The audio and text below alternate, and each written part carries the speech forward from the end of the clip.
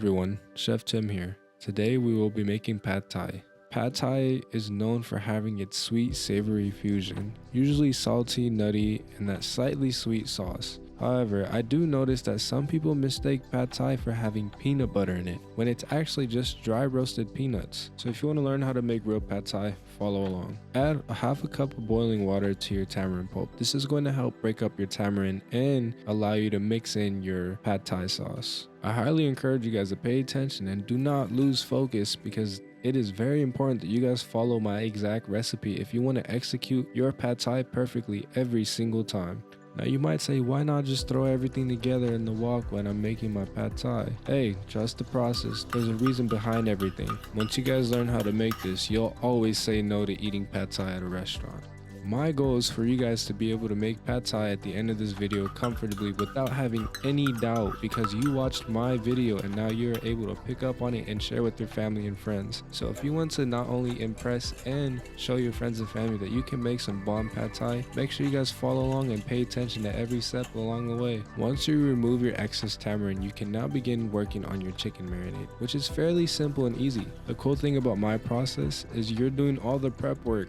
So all you have to do now is throw everything in the wok once you're done making your sauces and your marinades, and combine everything together. Little ingredients such as cornstarch go a long way, so I highly encourage you guys, if you don't have some, to go out and get some.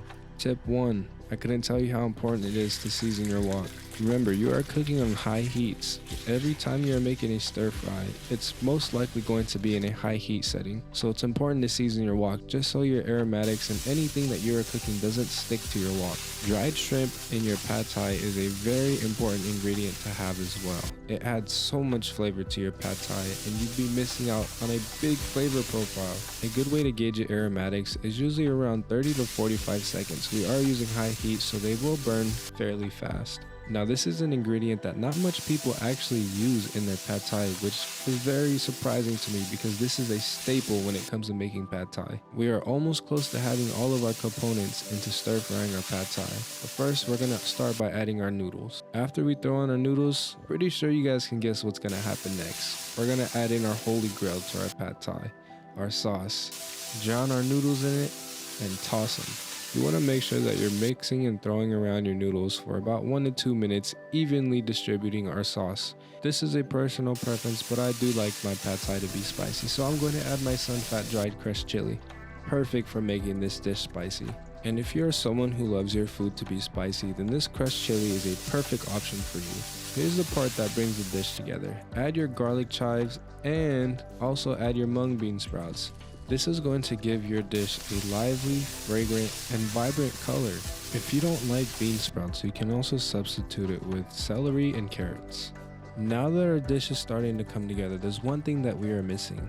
And no, it is not peanut butter, it is eggs. Add your eggs and scramble them. You don't have to cook them thoroughly, because remember, we are cooking on a high heat and the rest of our wok is evenly heated. So as you're mixing and tossing your pad thai, your eggs will cook as well. If you are watching this and watch this to the end, I want you to give yourself a pat in the back, and not just any ordinary pat in the back, because you now know how to make pad thai, and not just any ordinary pad thai. You know how to make authentic pad thai.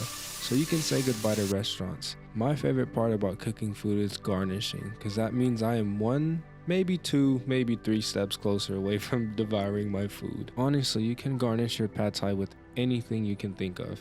However, I'm going to stick to my roots, and I'm going to use peanuts, garlic chives, and I'll throw in a little extra something, which is crispy tiny shrimp by Sunfat. I highly encourage you guys to try this recipe out. It is the best. It's been fun, everyone. Chef Tim signing out, and I'll see you on the next one.